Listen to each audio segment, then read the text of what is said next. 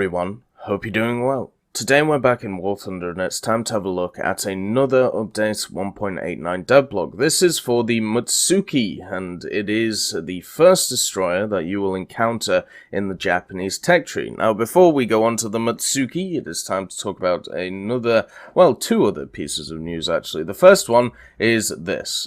So Red Andreas, who is a moderator over at the Tech Hub, pointed me towards this, which seems to be some form of community post, which is talking about the Type 16, showing that other people have noticed that this is in the files. Understand that this is only a community post. I don't think it's an official one from the DMM guys. If you don't know who DMM are, or War Thunder DMM, they're the guys who run the Japanese side of War Thunder when it comes to giving special offers to the Japanese community. It's kind of interesting if you have a look into it. Just understand that I have made videos in the past talking about DMM if you want to garner more information. The other piece of news is something that I personally missed, and I have to thank MV Ace for this, who hit me up on Discord. He's a wonderful chap to talk to many a time. I've had a great conversation with him, but I missed this on Gentle Speed's, in the files, or data mine, I should say. And you can see on the PG-02, the anti-ship missiles are actually modeled in. They're actually on the back here, right here. The two lines of them, at least on this side. I'm not sure if there's any on the other, but it looks like there's just two here. And I just wanted to point this out because, well, they did talk about in the Devblog how they wanted to at least test the idea of anti-ship missiles, and on the dev server, they weren't on the ship, but in the files, they seem to be. So I'm just wondering whether they are going to release with them as this special idea for the premium. I wish they didn't do that, but we'll have to see in the future if that is the case. I'm sure the second dev server will show us, what these machines look like and what they will be carrying. I know for a fact that they've said many times that anti-ship missiles are in the works and they're working out whether they fit the game or not. The PG-02 would be a wonderful machine to add them to. I just don't want it to be just a premium, mechanic. I would much rather it be added in the tree to separate vehicles as well. But if you're trying to sell the PG-02, well, of course, you give it the anti-ship missile and bump up its BR a bit, or at least I'd hope so. Anyway, let's get on to the Mutsuki. So the Mutsuki is going to be the first destroyer that you encounter in the Japanese Naval Treaty. If you want to know where it is, it's located here. So in the first line of rank 3. So whatever happens, if you want to get to the light, heavy, or destroyers, you have to research the Mutsuki.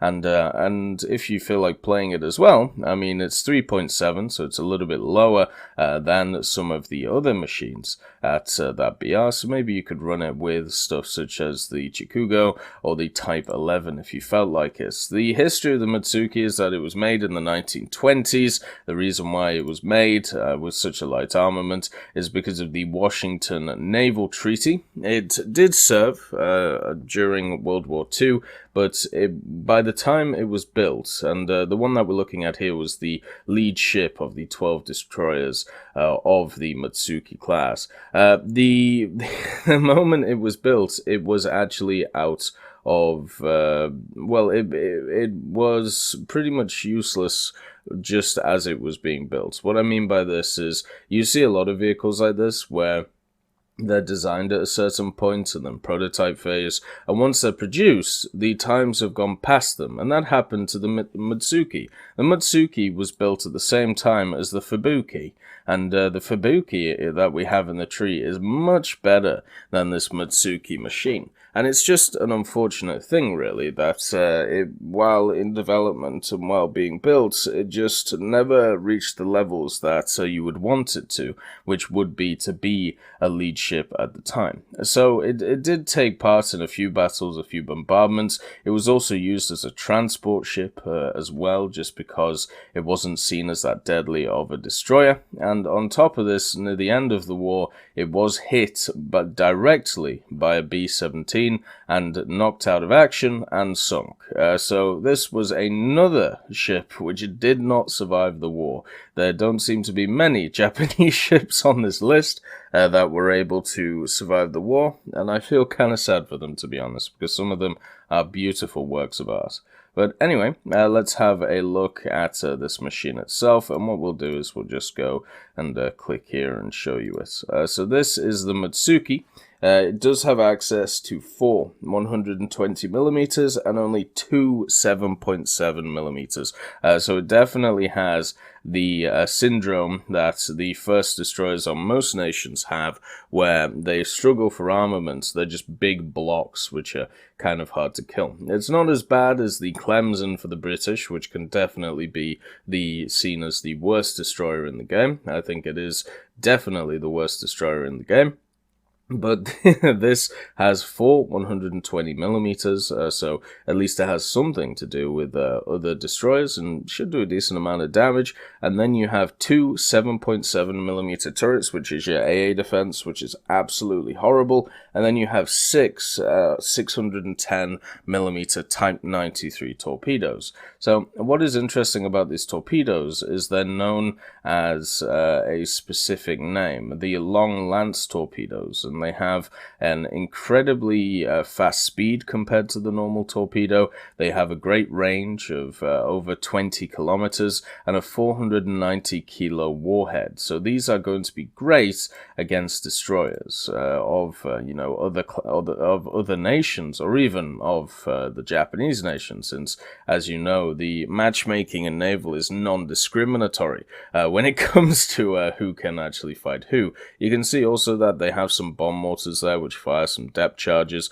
obviously completely useless right now in War Thunder, as I've talked about many times, but the fact that it has these style of torpedoes gives it an edge in certain areas over other machines. I know a lot of people kind of don't like torpedoes, or they see them as a secondary armament. But for machines like this, which don't have a huge primary armament and definitely struggle on the secondary and auxiliary fronts, torpedoes have to be used effectively to be competitive.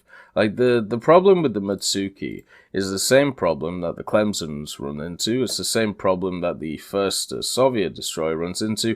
The German destroyer not so much, but it still has its issues when it comes to its armaments. The Mutsuki at 3.7, at least that's what it was on the dev server, there is no real reason to play this thing, because you will either be put up against better destroyers, or you will be put up against little boats, which are incredibly fast, meaning that hitting them with the 120mm is not going to be as easy as you think it is.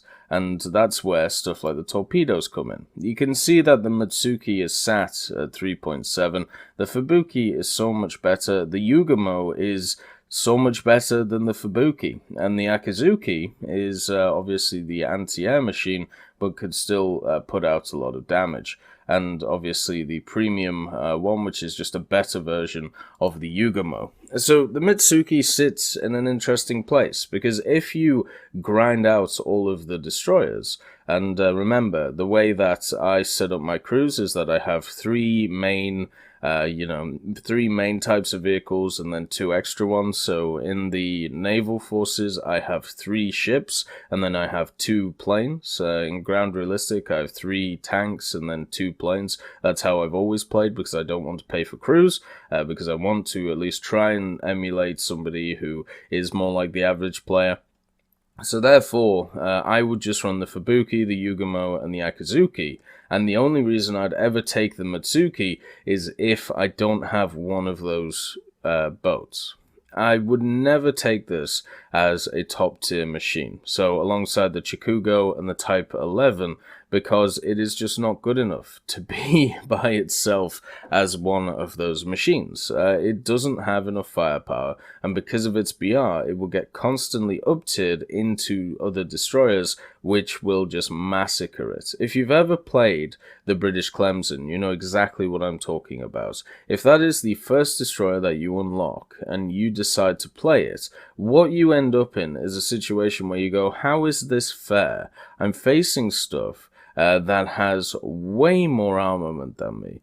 Absolutely a ton more armament, and they also have more armor, they also have more secondary armaments, they have more torpedoes, they have more speed, they have everything, and they're just donking on me. There's nothing I can do in this situation to prevent this, and that is unfortunately how I see the Mutsuki. Now luckily, the Mutsuki's a little bit better, right? The 120s should be able to deal a little bit more damage. The AA armament is a worry. It's going to get bombed to hell if it survives the first 5 or 10 minutes, and therefore, make sure you have a very strong 5 to 10 minutes and get those torpedoes off, because you will get bombed. With only having 2 7.7mm guns, you are not surviving a aircraft barrage unless you are sat next to something like a Nakizuki.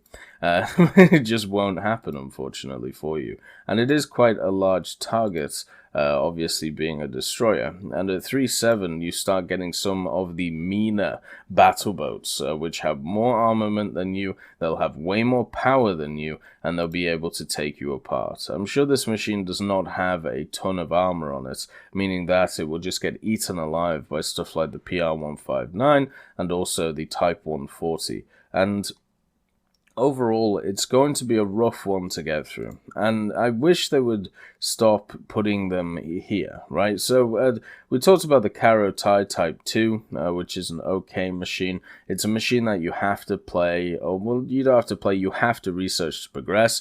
The Mutsuki is exactly the same thing, and I understand the idea of putting your worst destroyer first, so you have to grind through it to get to the different trees, but it puts a bad taste in the mouth because of the fact that you have to grind through rubbish to get to the good stuff. And I wish that wasn't the case. I wish there was a way around this, but in this system that we have, there isn't really one. You have to go through each type of ship, and you always have to start off with the worst type of ship, apart from for the Karo Tai, because those ABs are looking absolutely atrocious.